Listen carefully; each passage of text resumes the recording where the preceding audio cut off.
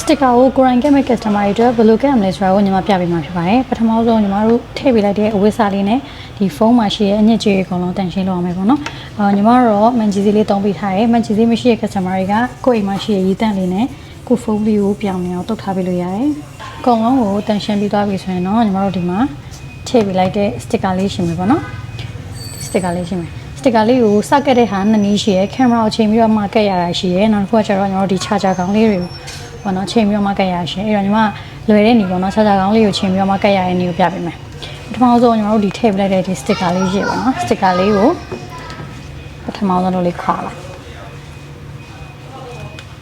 sticker ဖြစ်တဲ့အတွက်ညီမတို့လက်နဲ့ကင်လို့ရတယ်အရင်ခက်ခဲမရှိဘူးဒါပေမဲ့ကတ်တဲ့ချိန်ကျရင်တော့ဖုန်နေသေးတွေမရှိတဲ့နေရာမျိုးမှာကတ်ပေးရင်ပိုအဆင်ပြေနော်လက်ကိုအရင်တန်ရှင်းလေးလုပ်ပြီးတဲ့အချိန်မှာဒီဖုန်နေသေးတွေမရှိတဲ့နေရာမှာကတ်ပေးပါအဲဒီလို mic box လေးတွေ charger box လေးတွေ speaker box လေးတွေအကုန်လုံးချိန်လိုက်ချိန်သွားရင်လေးဖိချလိုက် okay ဖိချပြီးတော့ပြီဆိုရင်ညီမတို့ဒီမှာကတ်ထားတဲ့ဒီ sticker လေးခွာလိုက်လို့ရတယ်ပေါ့နော် okay ခွာချလိုက်မယ်ခွာပြီးတော့ရင်နောက်တစ်ခုကကင်မရာကိုအရင်ချိန်ရမယ်ပေါ့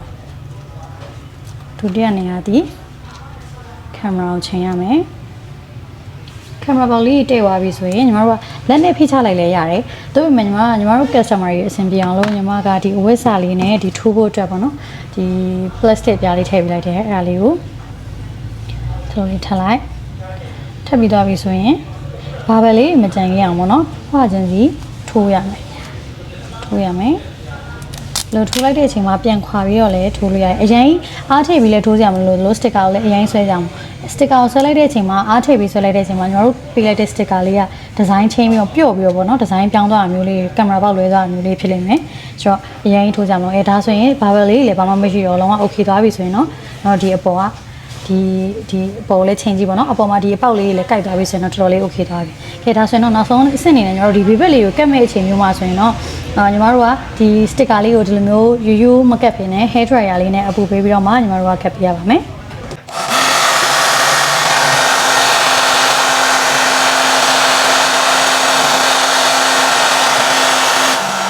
hair dryer လေးနဲ့အပူပေးတာဘာလို့လဲဆိုတော့ညီမတို့ဒီ sticker သားလေးကိုပေါ့နော်ပျော့အောင်လို့ပေါ့သူကပျော့သွားတဲ့အချိန်ကျမှသူ့ကော်လေးကပျော့လာပြီးတော့မှညီမတို့ကတ်လိုက်တဲ့အချိန်မှာအခုလိုမျိုးတိတိတက်တက်လေးဖြစ်သွားမှာပါဆိုတော့အဲ့အတိုင်းပဲဒီဘက် bibet တွေကိုလည်းကိုကဖိတဲ့အချိန်ပြန်ယုံလာတာမျိုးရှိရဆိုရင်ခုနလိုပဲ hair dryer လေးနဲ့အပူပေးလိုက်ပါ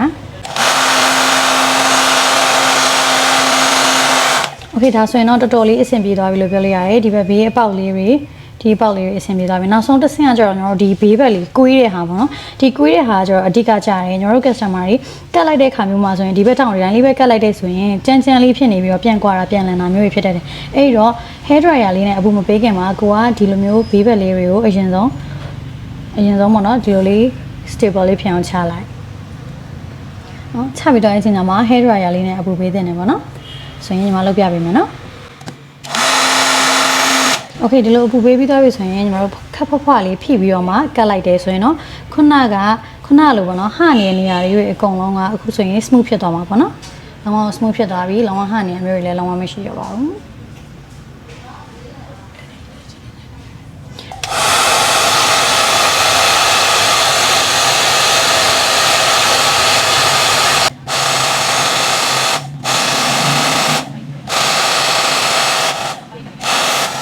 ဒါဆိုရင်တော့ခုနလိုမျိုးညီမပြတဲ့အတိုင်းပေါ့နော်မကြိုက်တာလေးဒီပို့နေရလေးဖြတ်လိုက်ရင်တော့ညီမတို့အခုကတ်တဲ့ sticker လေးကအခုလိုတက်ရလေးနဲ့လာသွားမှာဖြစ်ပါတယ်ဆိုတော့ကင်မရာလေးမှာလည်းညီမတို့ကကတ်တင်ချက်လောက်ထားပေးရဖြစ်တဲ့အတွက်ပေါ့နော်ကင်မရာပေါက်လေးတွေကတ်တဲ့ခါမှာလည်းသူ့နေရာလေးနဲ့သူsticker သားလေးဆိုကင်လို့ရဖြစ်တဲ့အတွက်သူ့နေရာလေးနဲ့သူချိန်ပြီးတော့မှကတ်ချလိုက်ရင်ရတော့ပါပြီရှင်တော့တစ်ဆက်လွဲသွားတာပါညဆိုလည်းပြန်ခွာလို့ရပါတယ်ခင်ဒီကင်မရာလေးကိုလည်းပုံမှန်တိုင်းညီမတို့အဖောင်းဘာဘလေးမဖြစ်ချင်လို့ဆိုရင် hair dryer လေးနဲ့ပို့ပေးလို့ရပါတယ် okay ဒါဆိုရင်တော့တော်တော်လေးကိုအဆင်ပြေတော့မှာဖြစ်ပါတယ်ဒီလိုအဆင်မပြေရလေးရှင်ညီမတို့ရဲ့ TikTok message မှာပြန်လာပြောလို့ရပါတယ်ရှင်